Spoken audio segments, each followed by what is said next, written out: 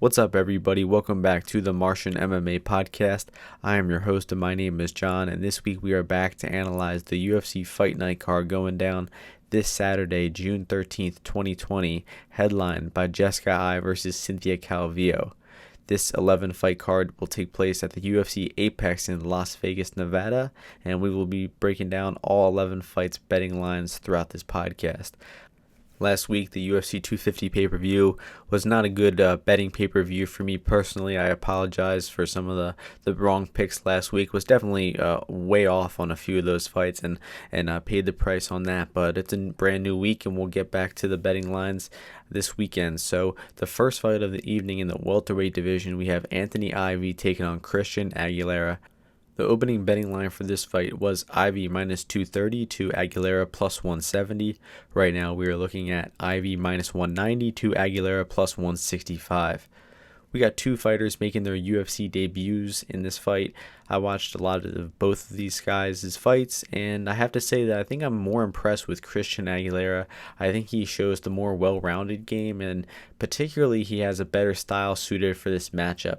Anthony Ivy is predominantly a wrestler. He likes shooting takedowns in all of his fights, and when he's on the feet, he does not really have much skill and tends to just wing crazy overhands and big explosive actions. So I don't think that he's much danger on the feet, but he does swing just so powerful and wildly that it's possible he could touch the chin of Aguilera. Aguilera has been knocked out a few times in the past, and he's actually never been submitted, which is a good thing here, I think, because Ivy's definitely looking to take this fight to the floor, and I'm just really unimpressed with Ivy's takedowns. His takedowns aren't impressive at all, and once he gets his opponents to the floor, his top game is very unimpressive. He often loses position and is dominating a fight, dominating a position, and then somehow gets reversed or ends up on bottom, and it happened in several of his fights. So I think that's a huge concern. I mean, his main path to victory is supposed to be grappling, but his grappling has looked sloppy over pretty low-level opponents. So I really do not have much faith in Anthony Ivy at all.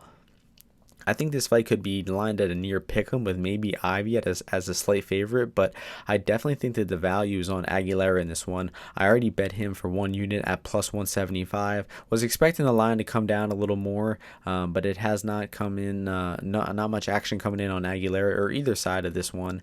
And the props just opened up over on 5Dimes, and I saw that Aguilera no scorecards was plus 160, so I threw another unit on that. And I also like the over 1.5 rounds in this fight, because I think this fight is just way off in these betting lines, because if you look at their records, they have a lot of finishes, a lot of submissions and knockouts, and they have not gone the distance much, but their fighting styles aren't really too aggressive. I think that most of their finishes are due to the competition they're facing and not really their own aggression. So I think that this fight has a good chance of actually going the distance. So the over 1.5, the 7.5 minute mark is great value, and it's only minus 125.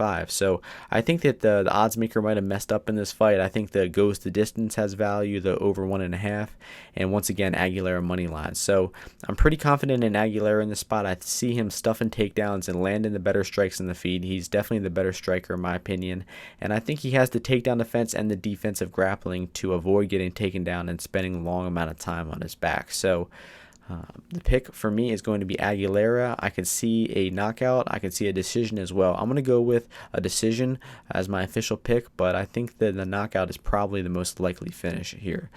So once again, pick is Aguilera in this one, and I will be betting him as well. The next fight is in the featherweight division. We have Minner taking on Jordan Griffin. The opening betting line for this one was Griffin, the minus 230 favorite, to Minner plus 170. Right now we are seeing Griffin minus 165 to Minner plus 145. The early action in this fight actually came in on Griffin, and Minner shot up to a plus 250 underdog at one point and has been steadily bet down since. I mean, just all week has been getting bet, and rightfully so. This is actually a rematch between the two. They fought back in LFA just a few years ago. The way that fight went was Griffin was kind of winging strikes in the feet, definitely the more comfortable striker of the two. Minner was looking to close the distance and get takedowns. He did get takedowns, and Griffin was using that guillotine that he loves to use to try to stuff a takedown or get a submission. It didn't work. Minner was getting the leg lace and landing good ground and pound. He got a back take at some point. Griffin has great scrambling, great submission defense, and was able to escape and actually attack some submissions of his own.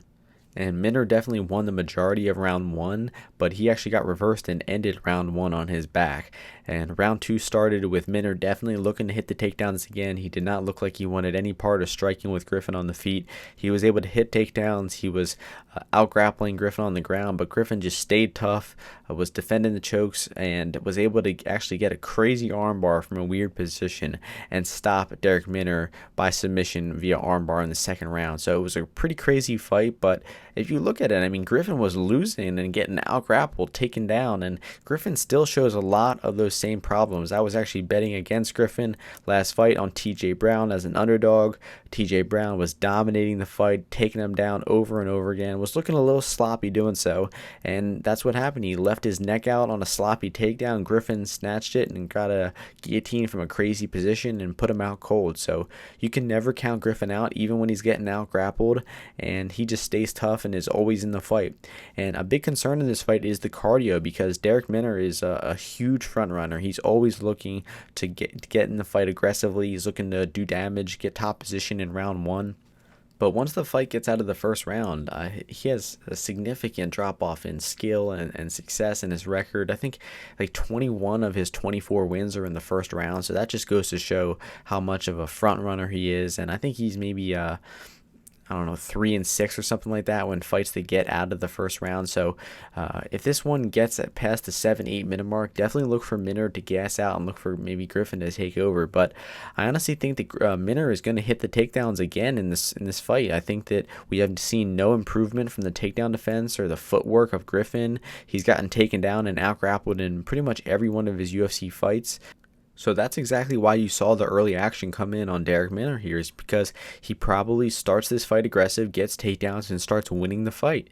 And if he's winning the fight early, your underdog bet is going to be in pretty good shape. And even if he loses the fight late, you're probably going to have good value on your underdog bet, considering he's winning, he's going to be looking for the finish, looking to get chokes. But Minner gassing out is a very real possibility. It's actually very likely, and he better either get the finish in the first 2 rounds or win the first 2 rounds and try to win on the scorecards, because if it gets into that second half of round 2 and round 3, I think you're going to have to start to favor Griffin just based on Minner's history. So the pick for me is actually going to be Darrick Minner to win a decision here. I don't think he submits Griffin, because Griffin is just so scrambly and so hard to submit. And I think that Minner probably comes out to an early lead. He maybe plays it safe, doesn't go for as aggressive chokes and back takes like he was doing the first fight, losing position. He maybe learns from that first fight a little bit and tries to adapt. So I think that Minner wins this one. I actually think that this has a pretty high potential for a draw. When you think about Minner, maybe comes out, gets a dominant round 1, 10-8, then gasses out, loses the next 2 rounds. Maybe Minner wins the first 2 rounds, gasses out in the third, and gets dominated 10-8. So I think that if you want to, throw a small wager on the draw, it's a fun bet in this one. And I do have 1.25 units on Darrick Minner at plus 188, and he is now plus 145. So I got a lot of value on that line. So even if he loses here, it'll probably be a good bet considering the value I got on it. So the pick once again is Minner by decision. The next fight is in the bantamweight division. We have Tyson Nam taking on Rosa-Aguilar. The opening betting line for this one was Nam minus 245 to Adashev plus 175.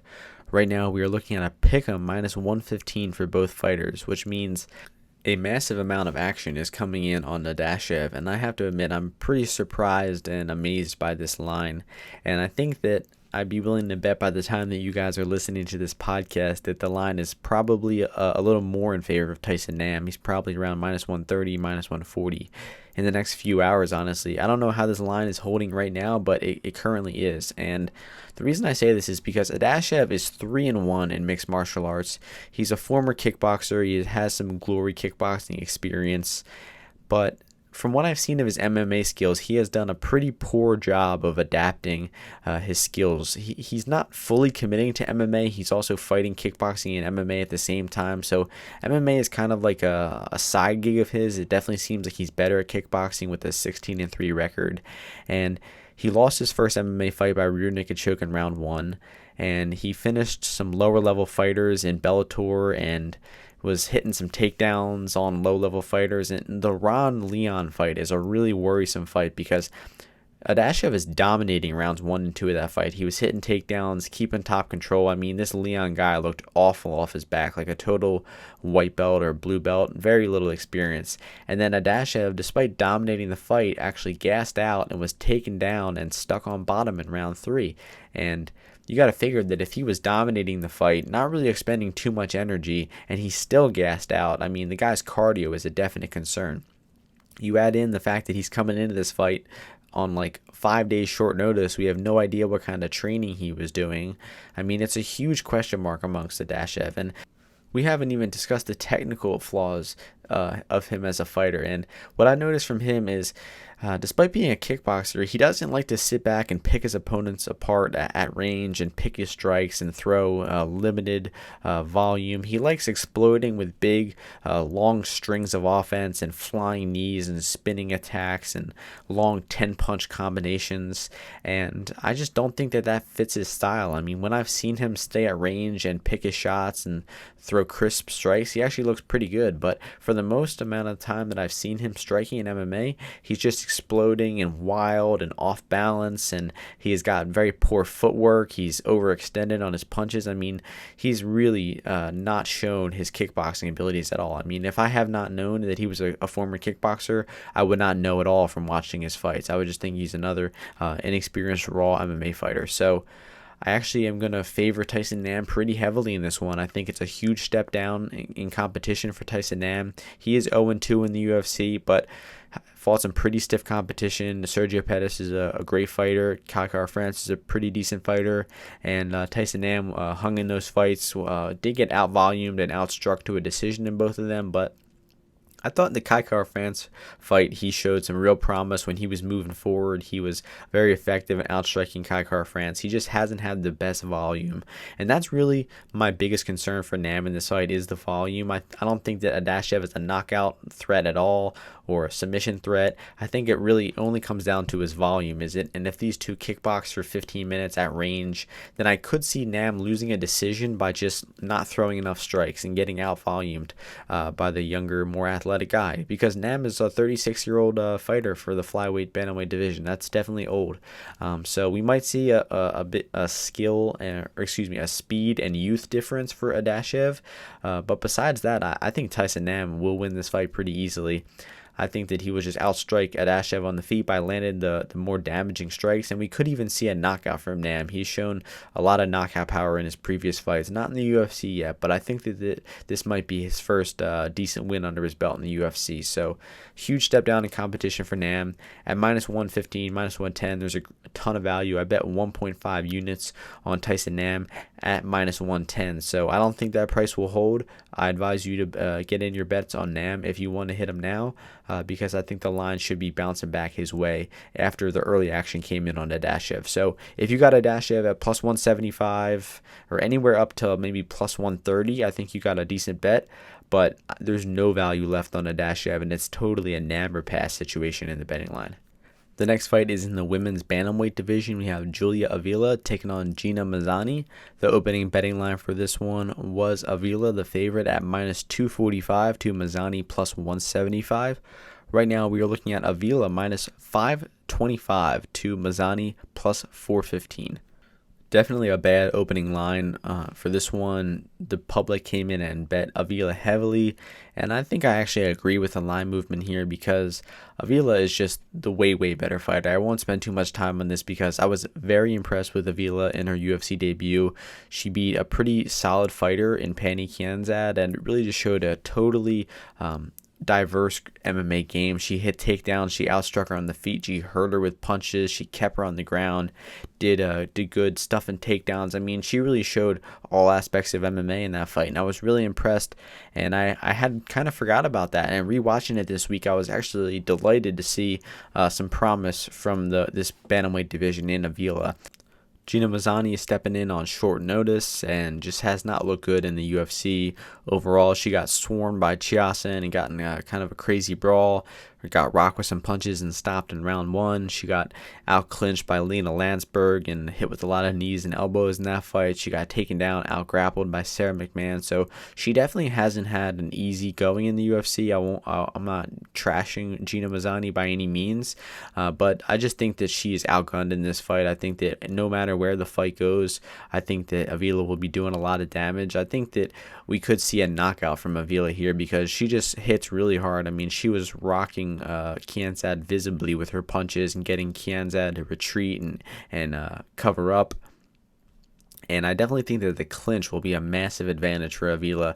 She does really good work with knees and elbows in the clinch, and I think that it's pretty likely we see a stoppage. The only reason I would say that it's not possible is because Avila has just not shown good killer instinct or finishing ability. I think she actually specifically said the last fight is that she tried not to finish it in order to showcase her overall skill set more. So I would not be totally surprised by Avila just coasting to a dominant decision in this one, but I think that there's going to be such a massive difference in skill that a knockout for Avila is pretty likely. So I'm going to pick Avila by 30-27 decision, and she's a very safe parlay piece at minus 525, but I would not be betting her straight, and the value is totally gone on Avila at this point. So once again, to pick Avila decision. The next fight is in the lightweight division. We have Kevin Aguilar taking on Charles Rosa. The opening betting line for this one was Aguilar minus 140 to Rosa plus 100.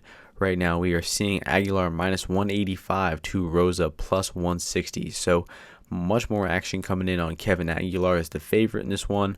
And I agree with the line movement here too. One thing we should note is this is at lightweight. Both of these guys typically fight at 145, but I guess they're both just deciding not to cut weight for this fight. I think that actually favors Kevin Aguilar in this fight because Charles Rosa returned to the UFC for 2 fights after taking a 2.5-year layoff. And in those fights, I just noticed that he looked very physically weak. I mean, he was retreating on the feet a lot. He was not looking to engage in the striking. He was easily taken down by caught kicks. And once he was put on his back, he just looked very helpless. He was completely dominated by Bryce Mitchell. I mean, he was 30-20 forward by Bryce Mitchell. Got 10-8 every single round. He was throwing lazy telegraph kicks, and he got taken down right away. I mean, he's fought 4 rounds in the UFC in the past 2 fights, and he has thrown bad kicks and gotten taken down in all 4 of those rounds and never got up. And he did submit Manny Bermudez off of his back with some crazy armbar, but I mean, that was such a lucky win for Charles Rosa. He was definitely on his way to losing that fight, especially after seeing how bad he looked on his back versus Mitchell. So I think that going up a weight class is just going to favor Aguilar. I think he's just going to be the stronger guy. I think that Rosa looked physically weak at 45. I mean, maybe it was the weight cut that was depleting him, but I don't think that that's really the factor. I just think that he's probably past his prime as a fighter and still has a contract with some fights, just taking advantage of that contract, taking fights, because, I mean, he got absolutely wiped out in his last fight just 5 weeks ago. I mean, he probably barely trained since then. I mean, he's definitely not improved as a fighter at all since that loss. So the good thing for him is Kevin Aguilar is a totally different matchup. Aguilar is not going to look to take him down. He is just a pure boxer pretty much. He has great takedown defense. He stuffed almost all of Enrique Barzola's takedowns when they fought. Barzola is a great relentless wrestler. And I don't think that Rosa will be able to take down Aguilar. And on the feet in this one, I think Aguilar is the way better striker. He's got the more effective boxing. I really like his counterpunching ability. He's not the greatest counterpuncher, but he does from time to time. And what he does best, though, is punch to the body. I mean, he really rips to the body and does damage. And I mean, there's a very few amount of MMA fighters that rip to the body, but I will say a massive percentage of them are good. And it's just a very underrated aspect of MMA is body shots, especially with punches.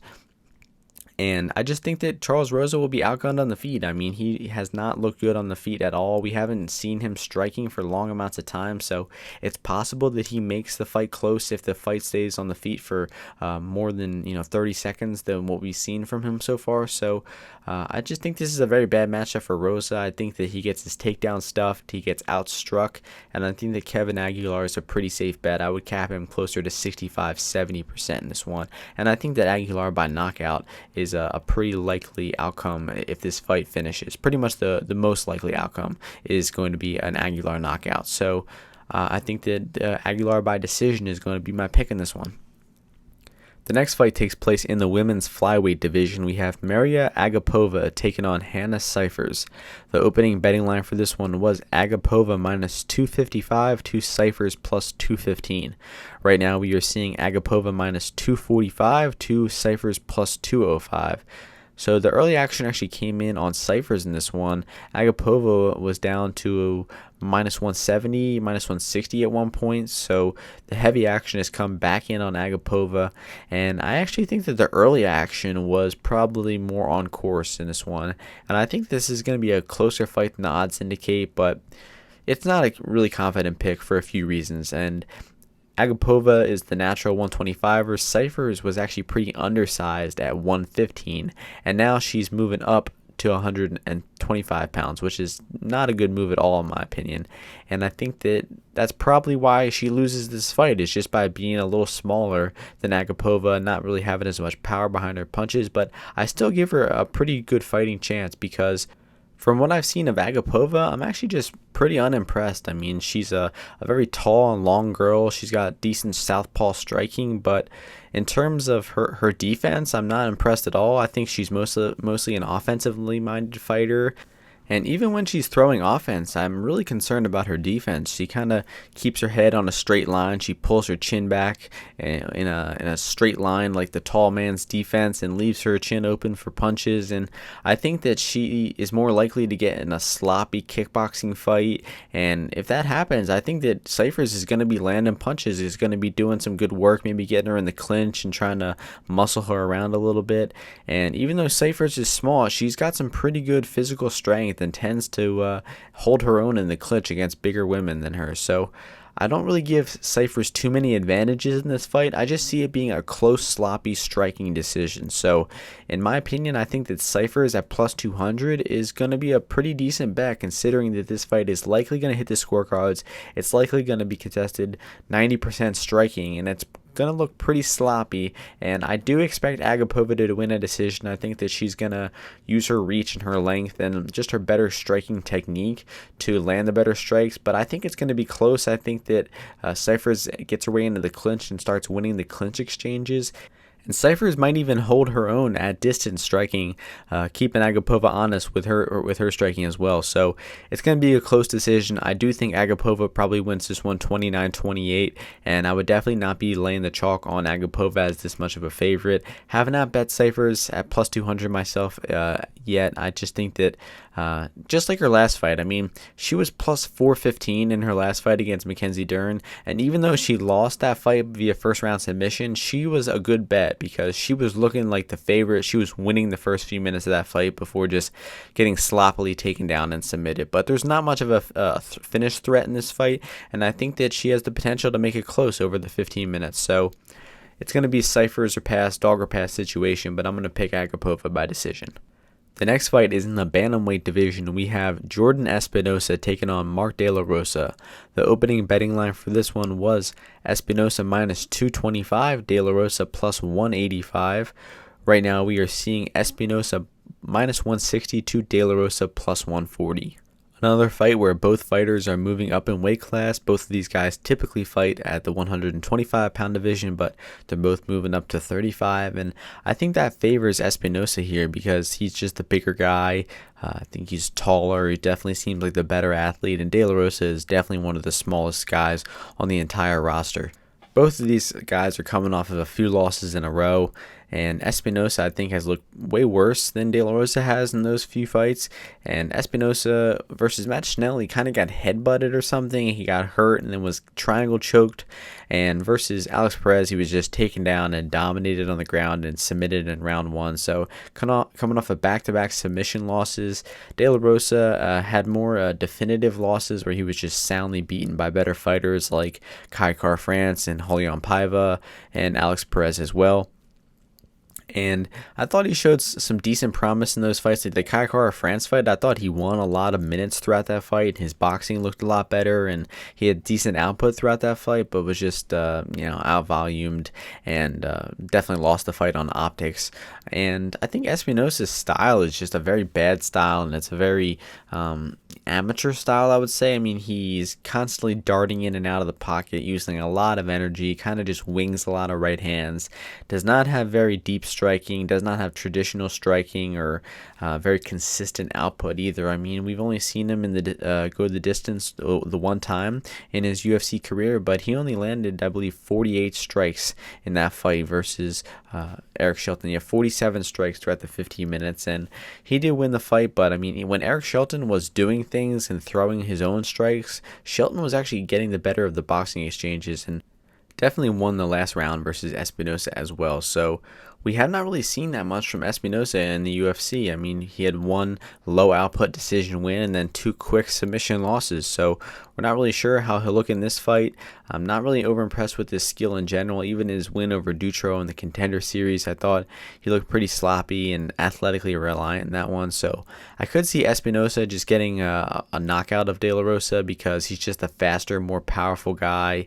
De La Rosa does not have the best boxing defense and did get knocked out in his last fight too. So if this fight goes on the feet though and it stays in striking exchanges for long periods of time and goes into the later rounds, I think I favor De La Rosa to win a decision. If this one hits the scorecards, I think I favor De La Rosa's more consistent volume and his more traditional striking style to win the eyes of the judges. But if it ends by finish, I definitely think that Espinosa by knockout is the most likely finish. I mean, De La Rosa does have some nice submissions, does have a black belt, and Espinosa did get tapped out lately, but I really do not think that De La Rosa gets the sub here. I just think there'll be too much of a physical difference between the two for De La Rosa to outgrapple him, so it's a dog or pass situation in my opinion. I just think that Espinosa's style is not a good style to be betting as a favorite. He's very finish reliant, not good volume, and he could gas out in those later rounds like he has in the past, so it's a tough fight to make a pure pick on because if it goes to the decisions, I favor one fighter, and if it ends inside the distance, I favor another fighter. But I think I'm actually going to side with Jordan Espinosa to get the knockout in this one. I just think that De La Rosa is too hittable, and there's going to be too much of an athletic and power and speed disadvantage between the two for De La Rosa. But I mean, if we see Espinosa abandon that goofy in and out style, if we see him slow down in the later rounds, I think De La Rosa will be live as an underdog in this one. But in terms of a pure pick, as of now, I'm going to go with Espinosa. Not seeing too much value in the betting line of De La Rosa. I think that it's probably a pass on both sides of the betting spectrum in this one for me, and maybe look to live bet De La Rosa in the later rounds if he does not get knocked out. So that's going to do it for this fight, and the next fight is in the featherweight division. We have Andre Fili taking on Charles Jourdain. The opening betting line for this one was Fili, the favorite, at minus 175 to Jourdain plus 150. Right now we are seeing Fili minus 225 to Jourdain plus 185. So more action coming in on Andre Fili as the favorite. This should be a really fun fight, probably the most entertaining fight on the card. Really looking forward to it. And I think that the price is pretty accurate in this one. I do cap Fili in the minus 200 range and think that he should win a decision pretty comfortably in this one. And Jourdain did look good in his last fight, getting a knockout over Doo Ho Choi. But he did get rocked pretty bad in round one of that fight, and Choi just kind of, I don't even know, he had like a mental lapse in there. He started getting hit with some shots, stopped throwing as much, maybe gassed out a little bit. Jourdain came on strong, just started throwing crazy offense, flying knees, long combinations, and then eventually was able to knock out Choi with a great counter left hand. But despite that being a very impressive knockout win as an underdog, I don't think he showed a very clean game. He didn't show much composure in there, and I definitely don't think that matchup is relevant to Andre Fili. I think that you really got to go back and look at this Desmond Green fight to realize some of the weaknesses that he showed. That fight was at 155, so I'll give Jourdain a little bit of credit, but he definitely showed some susceptibility to overextended on his punches, leaving himself open for takedowns. And I will say that Andre Fili has some of the best timing on his takedowns in all of the UFC. And it's crazy because the guy's not a wrestler. I don't think he has a wrestling background of any kind, but just training at a great camp like Alpha Male has improved his wrestling to a point where he can just time shots so well. I mean, he sees openings and has a very explosive double leg takedown, and he hits it on great fighters. Dennis Bermudez, a former wrestler, Fili took him down a bunch of times. He took down Sadiq Youssef a few times, and he's not really a top position type of guy. Most of his opponents usually get back up to their feet, but when the striking isn't going his way or he wants to mix things up on the feet, that's always a big arsenal, big part of his arsenal that he can use. In the striking this one, I just think that Fili's the much cleaner striker. I mean, we've seen him outstrike really good strikers like Shimon Moraes and Miles Jury, and he even had a very competitive fight with Sadiq Youssef in his last fight. I mean, that fight was so razor close. I mean, he was on his way to winning round one. Youssef muscled this crazy Kimura and got top position and stole the round back. Got taken down, stuck on bottom in round two, and then Sadiq gassed out in round three, and Fili won that fight, that last round. So just such a close fight. It really came down to one sequence in round one, and if Fili maybe has a different defense, he could have been on a 5-fight win streak right now. So I think this fight is a kind of a bounce back fight for Fili. I think that he outstrikes Jourdain. He can switch it up and hit takedowns if he wants to. We might even see some extended top control time from Fili because Jourdain has not looked good off of his back at all. So I favor Fili wherever this fight goes, and the only outcome I see Fili losing it is if it stays on the feet for long periods of time and it gets into an even volume war, and maybe Fili fights below his level a little bit and gives Jourdain the fight that he wants, and that's just a straight kickboxing match. So as long as Fili mixes it up and uses his better overall MMA skill, I think he wins this one pretty comfortably. And I think the line on this one is almost dead accurate. I really don't see much value in either fighter at this current price. I mean, maybe if some Jourdain action comes in and Fili gets under 2-1, he would be worth the bet. But at the current price, I'm not seeing any value between the two. And once again, pick is a Fili decision. The next fight is in the bantamweight division. We have Merab Dvalishvili taking on Ray Borg.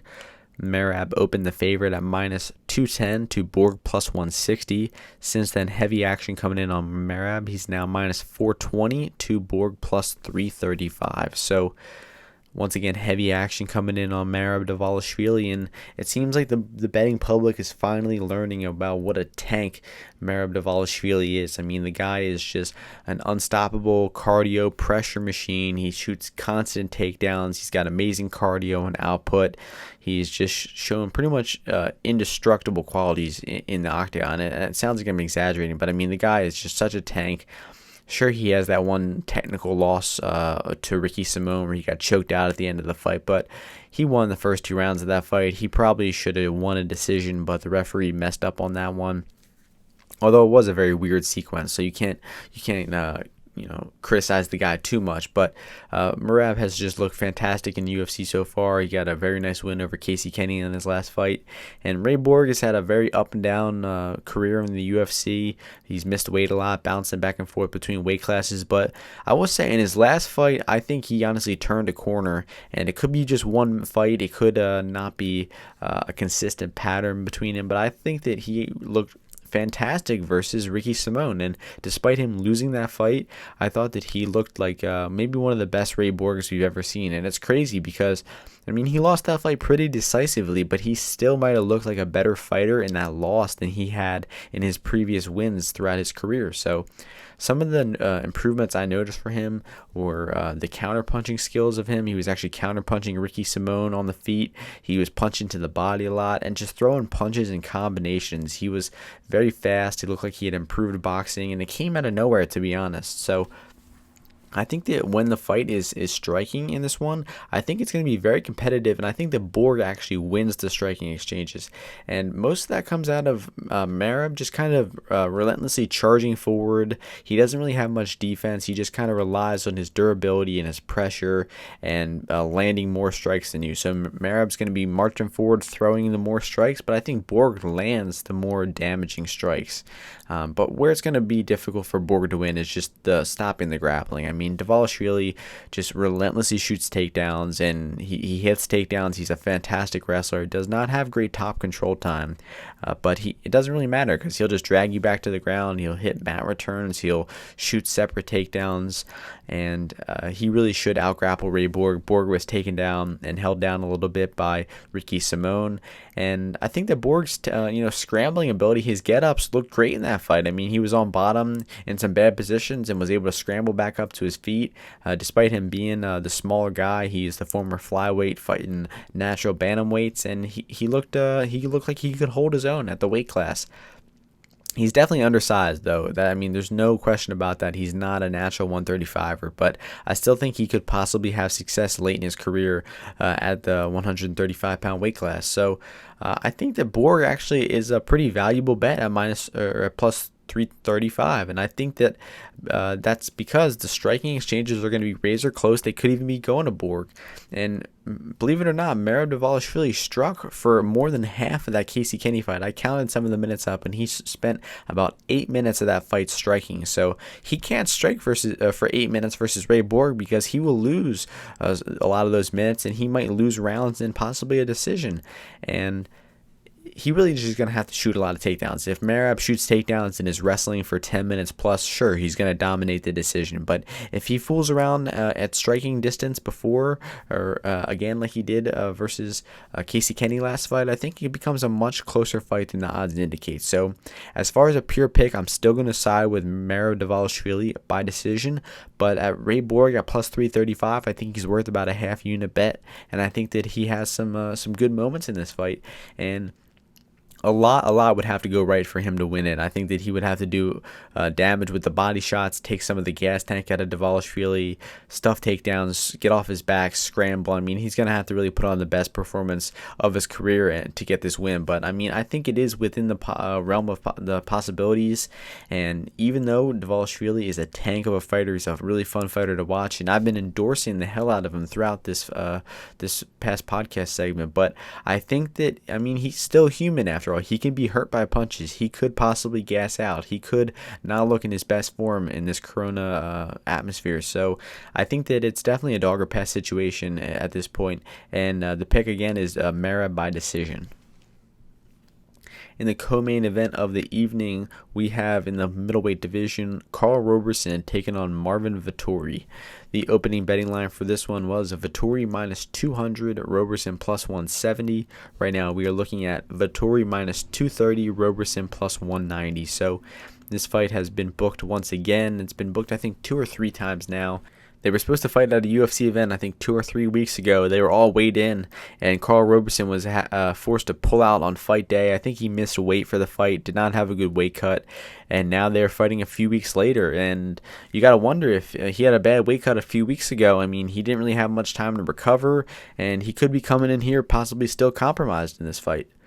I'm not taking that into consideration too heavily. I think it's a slight possibility, but I'll just analyze the matchup as if that's not a factor at all. You can't really take those intangible factors too seriously when you're capping fights. You really just got to trust what you see on the actual tape. So I still do like Vettori in this fight based on the tape that I've seen from him. I mean, Vettori has just improved a ton in his past few fights. I mean, we've seen the leaps that he's made as a fighter. His takedown defense has gotten a lot better. His boxing, I think, is sharper than ever. He's got that southpaw boxing. He's a good counterpuncher. He throws consistent volume. He's got a chin on him. He can take a punch.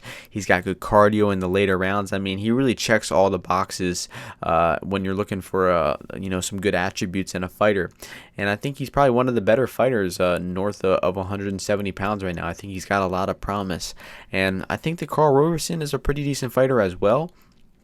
Definitely not as skilled as Vettori, but he does also have some decent southpaw striking of his own. He has a very nice leg kick that was a big factor in his last fight against Kopylov. He can hit some takedowns and hit submissions from time to time as well.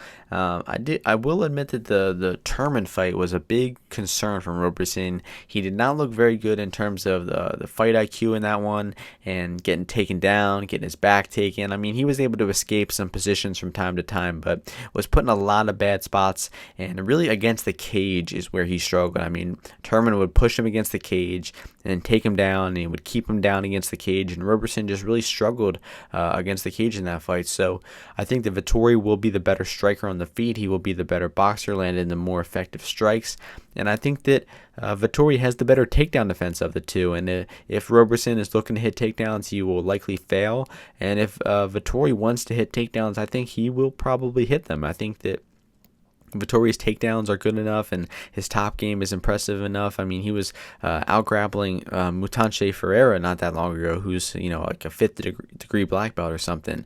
So Vettori is just a great athlete, really improving fighter. I've been liking what I've seen from him, and there's a reason why he's being bet down. I mean, this fight, when it was supposed to happen a few weeks ago, I think Vettori was actually minus 170 for a while, and then he got bet pretty heavily, and now he's sitting at minus 230 a few weeks later. So it seems like the public is on Vettori. Maybe that weight cut is affecting Roberson's line a little bit. But I will say that if Roberson is able to get the leg kick going in this fight, I think it could shut a lot of Vettori's movement down. It could make this fight very close, and it could be the factor that makes this fight much closer and could even give Roberson the victory here. So I'm sticking with Vettori as the pick by decision, and that is going to do it for the co-main event, which takes us to the main event of the evening.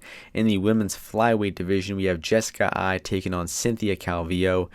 The opening betting line for this one was Jessica Eye, the favorite, minus 135. Cynthia Calvillo, the plus 115 underdog. Right now, we are seeing a pick'em at minus 110 for both fighters, which means that more action is coming in on Cynthia Calvillo, although there is definitely two-way action coming in on this fight. Both sides are being bet, and it's because it's a close fight. I think it's the first main event for both of them. Yeah, it definitely is. Jessica Eye fought for the title in the co-main event not that long ago, but she did not go the full 5 rounds. And we should note that Cynthia Calvillo is moving up in weight class for this one. She missed weight for her last fight, and I think was forced to move up to 125. So we have not seen her at this new weight class yet. It's uncharted territory in the 115 or 125 pound division for Calvillo, and she's actually coming off of a draw on her last fight against Marina Rodriguez. She was outstruck in the first 2 rounds of that fight, really struggled to hit takedowns, but did get a takedown and actually dominated round 3 enough to get a 10-8 on some of the judges' scorecards to earn herself a draw. So previously, she had looked bad in the later rounds, and I think she actually dug deep and performed well in the 3rd round versus Marina Rodriguez in that fight. And it's difficult in this fight for Calvillo because I think that her win condition is very, very narrow, and it's hitting takedowns in the first round or 2, and it's honestly getting a submission because I don't see her out-grappling Jessica Eye for 3 rounds and not getting a submission.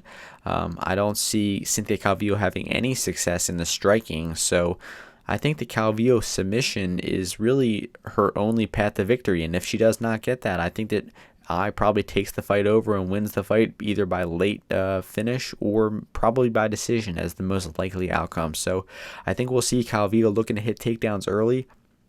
But honestly, I think that Jessica Eye's takedown defense and defensive grappling is good enough to avoid the takedown, avoid getting stuck on her back, avoid getting her back taken by Calvillo, who can be a slick grappler on the ground from time to time. But overall, just not too impressed with Calvillo's top game. Her striking is very, very raw, and she's been looking to strike a lot more in her past few fights and maybe get some experience in it. But I mean, I've not been seeing good improvements from Calvillo. I mean, the way she throws her strikes is very off balance. She does not have good footwork, not have good power.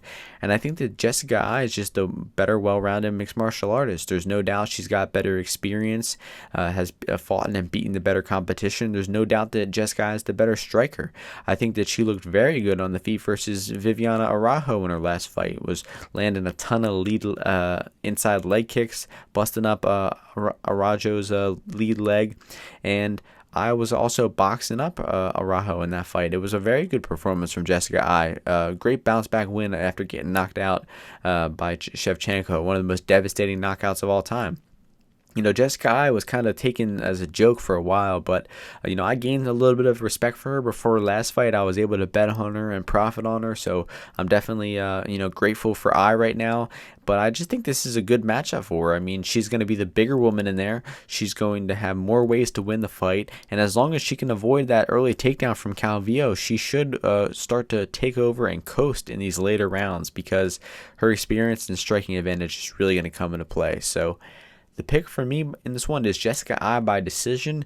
It's not a fight that I would advise betting too confidently on, because it's women's MMA. It's, neither of these women are elite level fighters, and I think that some fuckery could happen in this fight. Calvillo could take her down and just submit her in 90 seconds on some weird shit. But I think that more often than not, the fight goes into the later rounds where Eye takes over and gets the win late. So once again, the pick for me is Eye by decision. Wouldn't go too crazy betting this one, but I would understand a bet on Jessica Eye at -110. I think that she should be the favorite at around -150, and maybe even a little higher than that. So would not knock play on Jessica Eye at all at these odds. So not as many bets as last week. We are on Aguilera money line for 1 unit. Aguilera no scorecards, and the over 1.5 in that fight. Derek Minner money line. Tyson Nam money line. Jordan Espinosa no scorecards. Kevin Aguilar no scorecards. Half a unit on Ray Borg at +335, somewhere around that price. Have not made the bet yet. Might even go in on Jessica Eye for a unit as well. So there's a lot of betting value in this one. All my final bets will be published on my Bet MMA tips page, which you can find in the YouTube description or on my Twitter. And that is going to do it for this episode of Martian MMA. Thank you all for listening, and I will see you all before the next UFC. Peace.